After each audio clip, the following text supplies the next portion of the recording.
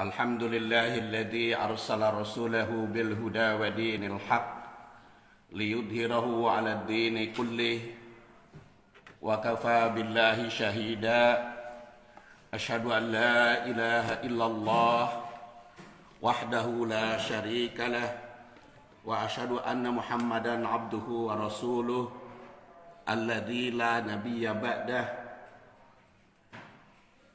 اللهم فصل على محمد النبي الكريم وعلى آله وصحبه ومن تبعه إلى يوم الدين أما بعد فيا عباد الله أوصيكم وإياي بتقوى الله فإن الجنة أعدت للمتقين قال تعالى في القرآن الكريم أعوذ بالله من الشيطان الرجيم يا أيها الذين آمنوا اتقوا الله حق تقاته ولا تموتن إلا وأنتم مسلمون وقال تعالى يا أيها الناس اتقوا ربكم إن زلزلة الساعة شيء عظيم. Sidang Jumat rahimakumullah, menurut Perita dan sensus di Nahdlatul Ulama selama pandemi ini dari Januari 220 sampai Januari 221 ada 263 ulama yang wafat, dan itu dari NU. Kemudian secara keseluruhan jumlahnya itu 333 ulama wafat dan habaib. Sidang Jumat rahimakumullah, dari sekian juta lebih, 1 juta lebih bangsa Indonesia yang terkena, dan 333 ulama tentu saja menimbulkan satu pihak atau satu segi merasa prihatin dengan wafatnya para ulama. Apakah wafatnya para ulama itu sebagai tanda akhir zaman? Kalau sebagai tanda akhir zaman, dari dulu juga banyak ulama yang wafat. Ketika Imam Hanafi wafat, maka muncul Imam Syafi'i. tahun 150 Hijriah Imam Hanafi wafat, maka muncul Imam Asy-Syafi'i tahun 150. Dan ketika Imam Syafi'i wafat, maka muncul Imam Hambali. Dan setelah Imam Hambali wafat, muncul Imam Al-Bukhari 194. Kemudian Imam Bukhari wafat, muncul Imam Muslim tahun 206. Dan terus menerus setiap ada ulama yang wafat, maka ada ulama penerusnya.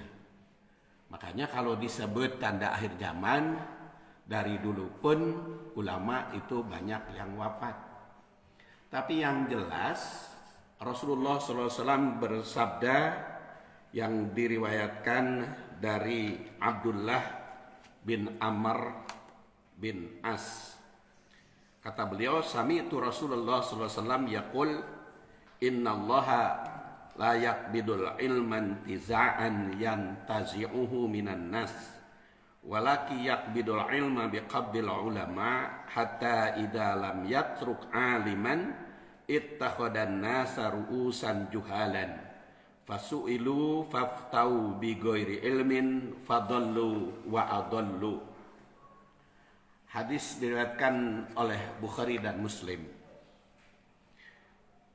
Aku mendengar, kata Abdullah bin Amr bin As, Rasulullah SAW bersabda, Innallaha, sungguhnya Allah, layak bidul ilma intiza'an yantazi'uhu minan nas.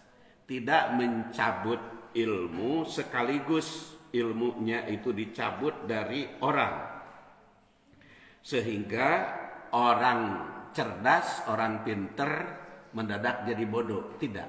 Tidak demikian Allah Subhanahu wa taala mencabut ilmu. Walakin yaqbidul ilma biqabdil ulama. Tapi mencabut ilmu itu dengan mewafatkan ulama.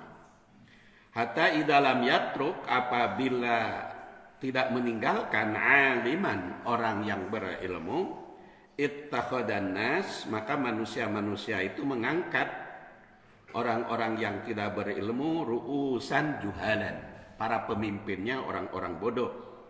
Fasu'ilu, maka mereka ditanya, orang yang diangkat pemimpin itu, faftau, memberikan fatwa, memberikan jawaban bigori ilmin, tanpa ilmu.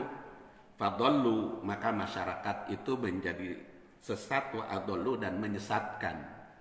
Sidang Jumat rahimakumullah, hadis ini bisa dipahami dari berbagai segi. Karena di dalam memahami hadis, sudah saya utarakan pada masa silam, ada 6 langkah memahami atau meneliti hadis itu. Pertama, tausik, berada di mana hadis itu, maka ini sudah saya katakan dalam riwayat Bukhari dan Muslim. Takhrij riwayat siapa? Yaitu dari Abdullah bin Amr bin As. Kemudian tashih, keberlakuannya sangat populer di berbagai buku hadis tersebut, dan juga tahlil atau uraian maknanya, serta takwil, makna dibalik makna, dan tatbik, penerapannya. Ditinjau dari sudut itu, maka hadis ini bisa mengandung khobariyah, berita kepada kita, bisa juga mengandung insya'iyah. Khobariyah, berita yang menyatakan bahwa Allah Subhanahu wa Ta'ala mencabut ilmu tidak dengan cara orang yang berilmu menjadi bodoh, tetapi dengan mewafatkan ulama. Nah, mewafatkan ulama bisa ditinjau dari sudut berita, itu memberitahukan kepada kita bahwa Allah Subhanahu wa Ta'ala punya kebijaksanaan seperti itu.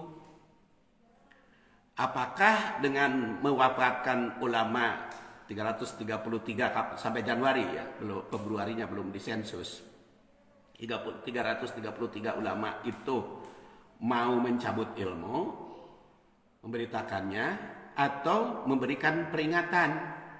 Kalau memberikan peringatan itu mengandung larangan, jangan sampai dengan wafat ulama itu hilang ilmu.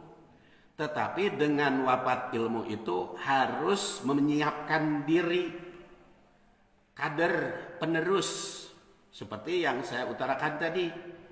Kalau dari sudut imam fikih, Imam Hanafi lahir pada abad pertama, berikutnya Imam Maliki, maka berfatwa pada abad kedua.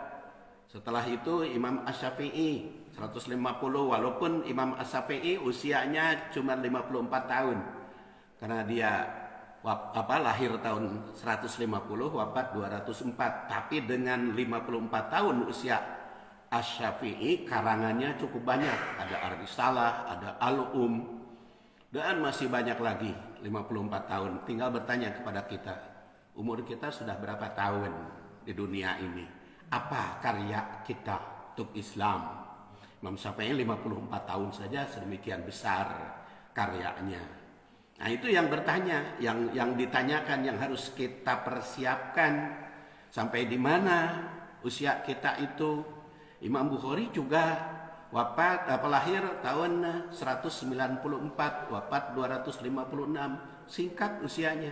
Imam Muslim juga lahir 204, wafat 261, singkat-singkat. Ulama-ulama yang panjang usianya ada juga, seperti At-Tabarani 260, wafat 360 tahun. Itu sampai 1 abad beliau. Makanya saya katakan tadi, hadis ini memberikan peringatan, jangan sampai dengan mewafatkan ulama itu hilang ilmu. Harus dikader. Itu sebetulnya salah satu motivasi di Masjid Al-Muhajirin, ada pengajian rutin setiap hari Jumat ba'da maghrib sampai isya. Pengajian rutinnya itu diusahakan dengan penceramah atau ustadz yang rutin. Jadi tidak ganti-ganti. Dalam 1 bulan itu 4 orang, 5 orang, ya. Jumat pertama Pak Usep, Jumat kedua Jajang sekarang, kemudian yang ketiga saya, yang keempat Munawar, yang kelima dari DKM. Jadi itu berputar. Untuk apa berputar? Supaya ilmunya banyak, ilmunya bertambah. Sebab menurut pengalaman, kalau kita mengambil penceramah dari luar ganti-ganti, materinya itu kadang-kadang sama, tidak berkembang. Jadi kadang-kadang tidak ngehancak. Tetapi kalau penceramah atau pengisinya itu tetap, dia punya program masing-masing. Seperti di Al-Muhajirin, Jumat pertama Pak Usep itu punya program tiap ayat secara tematik, sehingga tidak berulang. Apa yang dibahas yang lalu tidak dibahas bulan ini. Yang kedua adalah Jajang membahas surat Al-Baqarah. Yang ketiga adalah saya membahas hadis. Yang keempat Munawar, itu dari tematik. Jadi itu dengan cara demikian insya Allah memunculkan ulama-ulama baru, ulama-ulama yang akan datang. Karena dengan penceramah rawatib punya program masing-masing. Walaupun mungkin hadirinnya itu tidak banyak, tapi berkualitas. Insya Allah berkualitas. Karena apa? Karena bertambah ilmu. Karena di sini dikatakan innallaha la yaqbidu ilman tizaan yantazi'uhu minan nas walaki yaqbidul ilma biqabdil ulama. Dengan wafatnya ulama, supaya jangan sampai dengan wafat ulama itu hilang ilmu, maka kita lestarikan ilmunya, maka kita kembangkan.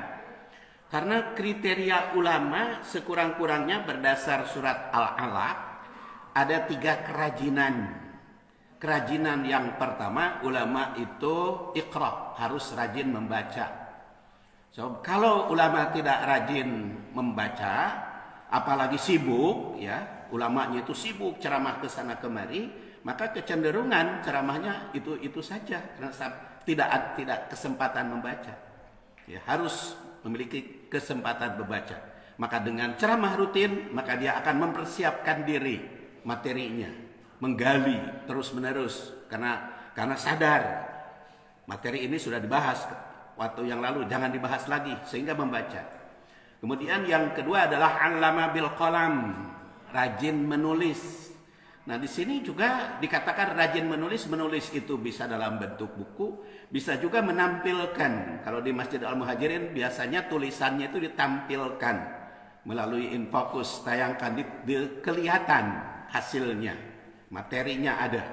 Dan yang ketiga adalah rajin mengajar, itu menyampaikan ilmunya.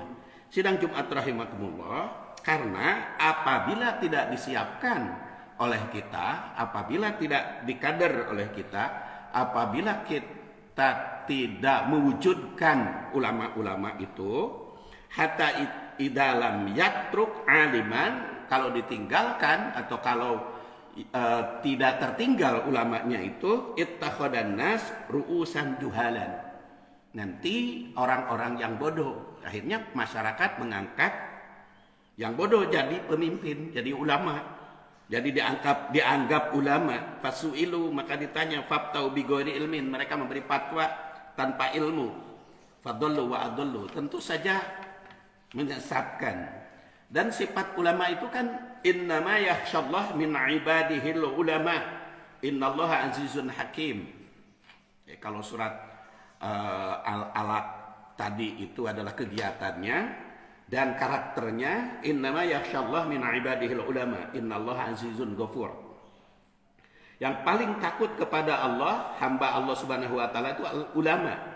Dan Allah Subhanahu wa taala aziz, maha perkasa, ghafur, maha pengampun. Jadi tidak merasa takut oleh siapapun, sehingga dia di dalam menyampaikan ilmunya itu tidak punya beban apa-apa, tidak punya tanggung jawab yang berkaitan dengan bisnis, yang berkaitan dengan jabatan, yang berkaitan dengan kepentingan politik, kepentingan partai. Jadi dia menyampaikannya apa adanya dari Al-Quran dan Sunnatul Rasul, itu adalah ulama. Kalau ada yang berkaitan dengan partai, berkaitan dengan ulama, madhab, berkaitan dengan itu, tidak dilarang tentu saja, karena itu sesuai dengan kapasitas masing-masing. Tapi yang diharapkan tidak ada beban untuk menyampaikan keilmuan itu, hanya apa yang didapatkan dari Al-Quran dan Sunnah dia sampaikan, sehingga benar-benar memahami atau meneliti serta menghayati Al-Quran dan Sunnatul Rasul. Karena Rasulullah SAW memberikan gambaran bahwa orang itu di dalam kaitan dengan syariah itu ada 3 kelompok kan.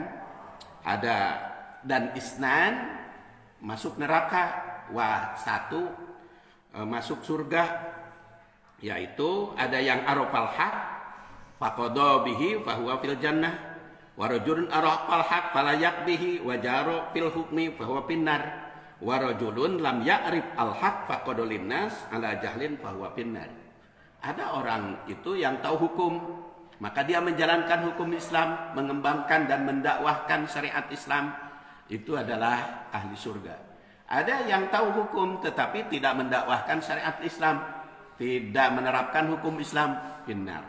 Ada juga yang tidak tahu hukum dan tidak tahu apa yang harus Allah dan yang telah Allah Subhanahu wa taala tetapkan dan Rasulnya, sehingga dia berkata dengan kebodohan bahwa finnar.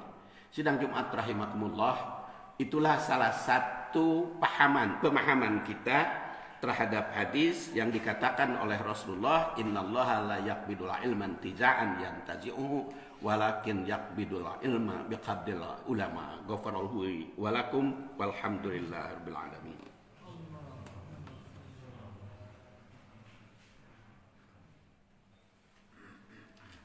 Alhamdulillahi wa kafa wassalatu wassalamu ala nabiyil mustafa wa ala ahli sidqi wal wafa. Asyhadu an la ilaha illallah wahdahu la syarika lah wa asyhadu anna Muhammadan abduhu wa rasuluh. Ibadallah, usikum wa iyaya bitaqwallah, fa innal jannata uiddat liman ittaqah. Qala ta'ala fil Qur'anil Karim, a'udzu billahi minasyaitonir rajim. Ya ayyuhalladzina amanu taqullaha haqqa tuqatih wa la tamutunna illa wa antum muslimun. Wa qala ta'ala ya ayyuhan nasu taqu rabbakum inna zalzalatas sa'ati syai'un adzim. Sidang Jumat rahimakumullah, hadis dari Ibnu Umar radhiyallahu anhu, innallaha la yaqbidul ilma intiza'an yantazi'uhu minan nas walaki yaqbidul ilma biqabdil ulama. Harus dijadikan peringatan bagi kita, jangan sampai dengan wafatnya ulama hilang ilmu, tetapi dengan wafatnya ulama ilmu semakin berkembang. Supaya ilmu semakin berkembang, maka kita kembangkan ilmu yang kita miliki. Jangan terhalang oleh usia, jangan terhalang oleh apapun. Terus menerus mengembangkan ilmu, menghayati, mengkaji Al-Quran dan Sunnah. Supaya apa? Supaya ilmu di dunia ini tidak hilang. Kita juga tidak tahu Allah Subhanahu wa taala dengan mewafatkan 333 ulama itu, apakah mau mengganti ulama yang wafat dengan ulama yang baru.